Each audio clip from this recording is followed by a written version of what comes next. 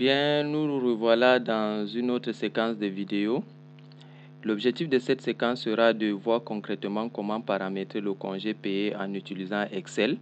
Il sera question d'interpréter les différents textes de loi, à savoir le Code du travail de 1992 ainsi que le décret numéro 75/28 de janvier 1975 relatif au congé.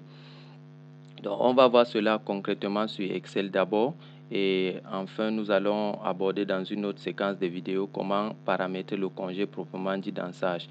J'ai donc préparé à cet effet des données pour 3 salariés. Nous avons les noms, nous avons les assiettes congés. L'assiette congé ici, c'est la base sur laquelle c'est le montant à prendre en compte pour le calcul du congé ou bien de l'allocation congé. Nous avons la colonne des anciennetés, la colonne des sexes, la colonne des âges, la date du dernier congé, la date de retour, évidemment, la date de départ sollicitée pour le nouveau congé, les enfants de moins de 6 ans à charge, le nombre de mois travaillés qu'on va calculer, donc le nombre de mois de référence sur lesquels nous allons calculer la durée de congé. Ensuite, la durée de congé, les majorations. Donc, pour ce fichier, l'objectif sera de calculer deux choses. Les durées, c'est-à-dire la durée du congé principal ainsi que les durées de majoration congé. Et enfin, de calculer l'allocation congé et l'allocation supplémentaire. L'allocation principale du congé ici et l'allocation supplémentaire congé. Sans toutefois attendre, nous allons commencer par le nombre de mois travaillés. Alors, le nombre de mois travaillés est égal à la différence entre la date du dernier congé et un jour avant la date de départ sollicitée pour le nouveau congé. Donc, si je reviens dans le décret, vous avez à l'article 3, alinéa 1, les droits du travailleur tant en ce qui concerne la durée du congé que l'allocation congé s'apprécient sur une période qui s'étend du jour de son embauche ou de son retour du congé au jour qui précède celui de son départ pour le nouveau congé. Là, il y a un peu des erreurs de frappe sur ce décret-là. J'ai recopié le décret dans un site web et bon, il y a quand même ces petites erreurs-là. De toute façon, il va falloir que vous cherchiez le décret original. Mais ça va nous aider largement. Alors, on va revenir. Donc, la date du dernier congé, c'est celui-ci. La date de départ sollicité, c'est celui-ci. Donc, ici, il sollicite partir le 15. Bon, effectivement, il va partir le 16. Le 20, il va partir le 21. Le 12, il va partir le 13. Donc, on suppose que c'est un jour avant son départ ici. On va calculer le nombre de mois travaillés. Ici, le nombre de mois travaillés sera égal à quoi? À la différence entre la date de départ, donc la période qu'il souhaite, la date à laquelle il souhaite partir, autant pour moi, moins la durée de congé. Cela va nous donner le nombre de mois qu'il a travaillé. Donc, je vais utiliser la fonction jour d'Excel. Jour qui calcule le nombre de jours entre deux dates. D'abord, je vais faire date de fin, point virgule, date de début. Je ferme la parenthèse et ça me donne 438 jours. On va donc diviser cela par 365. Donc, je vais faire diviser par 365. Ça va nous donner le nombre d'années. Donc, un an. Clic droit, format de cellule. Donc, je formate à 2 chiffres après la virgule. Ça me donne 1,2 ans. Maintenant, comme on a cela en année et que nous souhaitions avoir le nombre en mois, on va multiplier par 12 évidemment, fois 12. Et là, ça nous donne 14,44 mois. On va arrondir cela. Donc, je vais copier tout ça. Arrondi. On va prendre l'arrondi supérieur.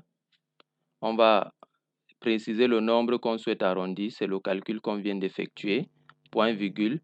Le nombre de chiffres après la virgule, on va dire 0. Je ferme la parenthèse. Je tape sur Entrée et ça nous donne 15 mois. Donc, si vous n'êtes pas à l'aise avec Excel, suivez-moi en reprenant cela manuellement. Donc, vous allez faire la différence entre la date de départ et la date de congé. Ça va vous donner le nombre de mois. Donc, ça va vous donner 15 mois pour le premier. Je recopie, ça me donne 13 mois et 16 mois pour le deuxième. Je resélectionne tout ça, je formate avec 0 chiffre après la virgule. Là, ça me donne 15 mois, 13 mois et 16 mois de travail pour chacun des salariés. Alors, dès lors qu'on a le nombre de mois de travail, on sait que par mois, il bénéficie soit d'1,5 jours. Nous allons revenir dans notre résumé. Donc, soit il bénéficie d'1,5 jours s'il n'est pas mineur, soit de 2,5 jours par mois de travail s'il est âgé de moins de 18 ans ou de 18 ans. Donc ici, on va faire une fonction si. En fait, ici, il est âgé de 18 ans, ça veut dire que ça sera 15, comme il a travaillé 15 mois, fois 1, fois 2,5. Ça lui donnera 37. Par contre, celui-ci a 25 ans, donc ça sera 13 mois de travail, donc égal 13 mois de travail fois 1,5. Ça nous donnera 19. Cette fois-ci, on calcule les durées de congé en fonction des âges. Mais on peut le faire de façon plus automatisée pour tout le monde. Donc, je vais revenir ici, je copie ça. On va donc dire si l'âge du salarié est inférieur à 18, inférieur ou égal bien sûr à 18, point virgule, ça c'est le test logique. La valeur si vraie, c'est qu'on va mettre le mois de travail fois 2,5, point virgule. La valeur si faux, ça veut dire que si votre âge n'est pas inférieur ou égal à 18, ça veut dire que c'est supérieur forcément à 18. Alors ça sera le nombre de mois travaillés fois 1,5 jours. Et je ferme ça. Et là, ça me donne 37,5. Je tire pour les autres, ça me donne 19 et 24. Mais ceci a été, en fait, ce cas de figure a été précisé. Le traitement de ce cas de figure a été précisé par le décret. On va revenir. Rappelez-vous ici. Voilà. À l'article 1, alinéa 4, lorsque le nombre de jours ouvrables compris dans le congé n'est pas entier, la durée du congé est arrondie au nombre entier de jours immédiatement supérieur. Donc, on va revenir. Donc, on va arrondir comme la durée de congé. Ça, c'est le nombre de jours ouvrables de congé que le salarié doit prendre, 37,5 jours ouvrables. Mais ce n'est pas un jour entier. Donc, on va arrondir cela à l'entier. Je vais copier tout ça à l'entier immédiatement supérieur. Donc, je vais utiliser la fonction arrondi sup. Je souhaite arrondir quel nombre? Ce que je viens de copier. Point virgule. Le nombre de chiffres après la virgule, je mets 0. Je ferme ma parenthèse et je tape sur Entrée. Ça me donne 38 jours ouvrables de congé. 20 jours pour celui-ci. Et là, ça va toujours me donner 24 jours. Donc, nous venons de déterminer la durée de congé principal. Donc là, c'est la durée principale. Je vais écrire principale de congé.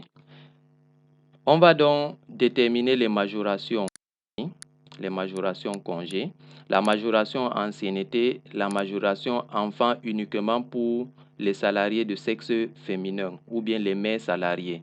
Ensuite, le total de majoration et la durée totale de congé.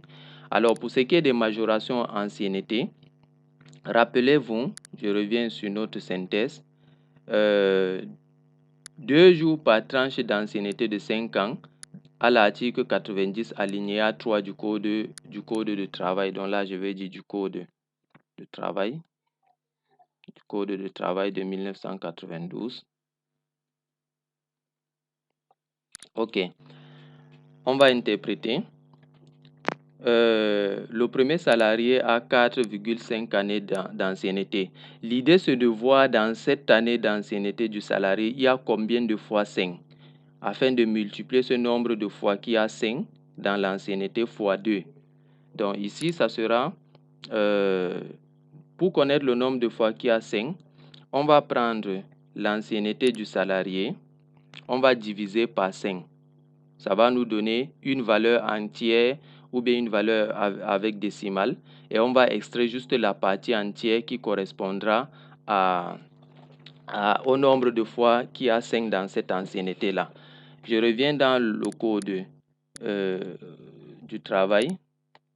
Rappelez-vous à l'article 90 ici, la durée de congé est augmentée en faveur des mères salariées. Non, la durée de congé est augmentée en considération de l'ancienneté du travail dans l'entreprise à raison de 2 jours ouvrables par période entière. Ça veut dire que ce qui nous intéresse, c'est le nombre de fois qu'il a 5 ans entièrement. Ça veut dire s'il a 14 ans, on va prendre 5 ans une première fois, ça fait 5 ans. 5 ans une deuxième fois, ça fait 10 ans. Et on va jeter les 4 années restantes. Donc, ça va nous faire 2 fois 5 ans, ce qui fait par tranche de 5 ans, comme il en a 2, ça lui fera 2. 2 fois 2, ça fait 4 jours de congé pour celui qui a 14 ans d'ancienneté. Donc, je reviens ici. On va diviser ça par 5, ça nous donne 0,9. Donc, on va prendre la partie entière. Je recopie ça. Je recopie ça. Je vais utiliser la fonction ENT, arrondir un nombre à l'entier immédiatement inférieur. Donc, on va jeter la partie décimale. Donc, je prends ceci. Je ferme la parenthèse. Et là, ça me donne 0. Donc, lui, il n'a aucune tranche de 5 ans.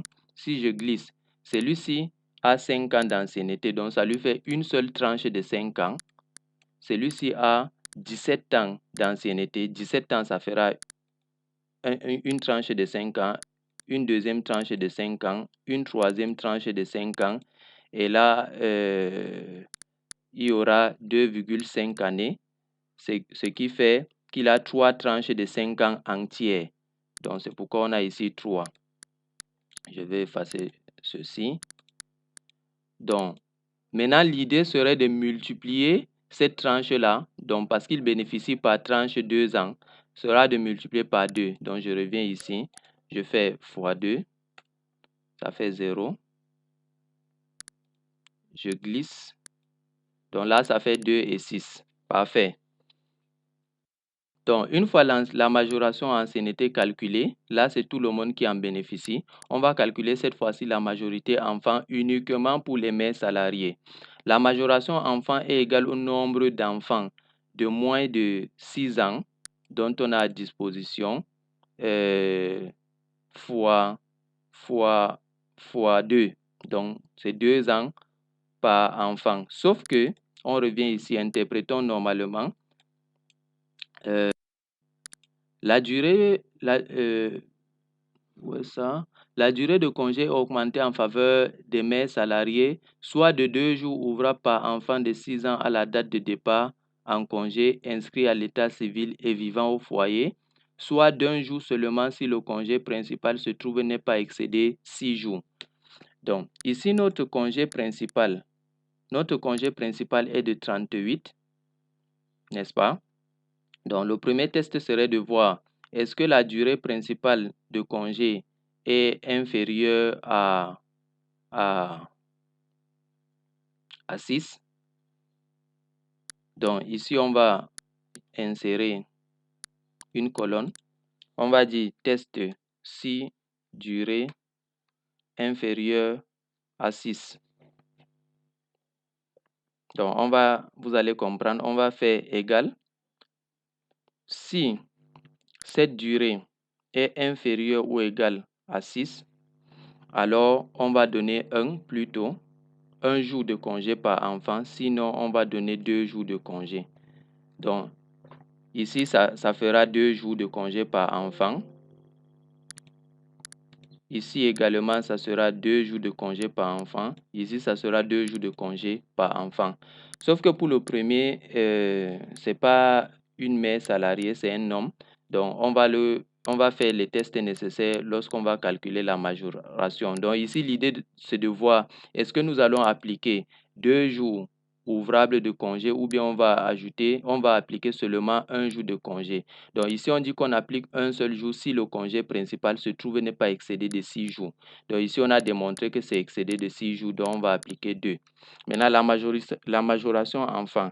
La majoration enfant est égale à nombre d'enfants de moins de 6 ans fois la durée par enfant, en fait le nombre de jours par enfant. Ça fait 0 ici. Ici, ça fait 4 et là, ça fait 2. Maintenant,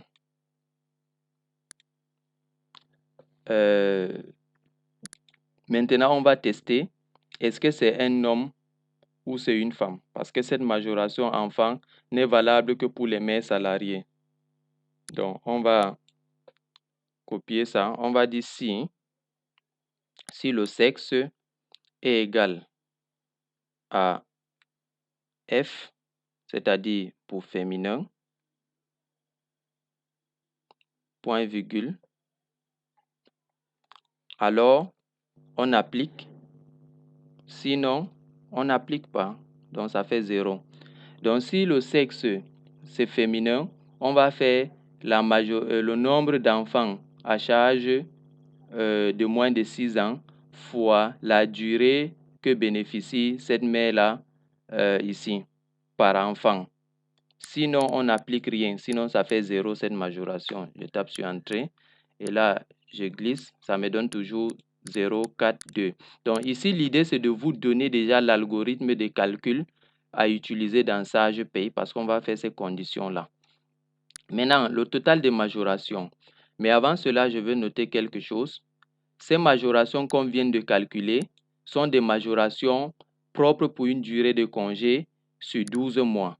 Ici, nous voyons que les différents salariés ont fait plus de 12 mois. Ça veut dire qu'ils ne vont pas bénéficier de la majoration de 2 pour l'ancienneté ou de 4 pour les enfants, mais plutôt d'un nombre de jours équivalent à 20. Je m'explique. Ça veut dire que de base, si votre congé est de 1,5 et que vous faites 12 mois, ça vous donnera 18 jours de congé. On va vous ajouter les majorations ancienneté qui seront toujours de 2 et les majorations enfants qui seront de 4. Maintenant que le salarié a fait plutôt 13 jours dans le cas de celui-ci, il va avoir une durée de congé de 20 jours et non de 18 jours. Ça veut dire qu'il va falloir qu'on se demande si pour si 2 jours correspond à 18, à la base c'est 18 jours, alors quel est le nombre de jours de majoration d'ancienneté qui vont correspondre à 20? Donc on va faire une règle de 3. Ici, je vais insérer une colonne. Ici, je dis total majoration. Ça sera majoration ancienneté plus majoration enfant. Ça donne 0. Ça fait 8. Donc, la colonne que j'ai ajoutée, c'est pour calculer la proportion. La proportion par rapport à la durée de congé. La proportion par rapport à la durée de congé. J'ai bien dit les 6 jours-ci, c'est pour une durée de congé de 18. Donc, si on prend une période de référence de 12 mois, mais là, nous voyons que le salarié a fait plus de 12 mois. Je pense que c'est un décret ici qui précise cela.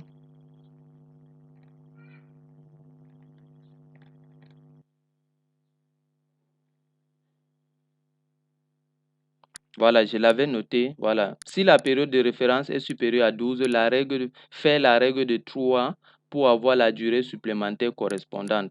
Nous voyons ici que, en fait, ce que vous devez comprendre basiquement, c'est que la durée de majoration que vous allez trouver, c'est pour 18 jours si le salarié bénéficie d'1,5 jour ou bien, donc 2,5 fois 12, ou bien 30 jours si le salarié bénéficie plutôt de 2,5 jours de congé. Maintenant, si le nombre de mois travaillés dépasse déjà 12, ça veut dire qu'il va falloir que vous fassiez la règle de 3. Et la règle de 3 va se faire comme ceci. Vous allez dire ici, si pour 6 jours, si pour 18 jours, ça vous donne 6 jours supplémentaires, ou bien 30, ça dépendra, mais le salarié, celui-ci, c'est 18 jours pour 12 mois, parce qu'il a, il a plus de 18 ans. Donc, je reviens ici.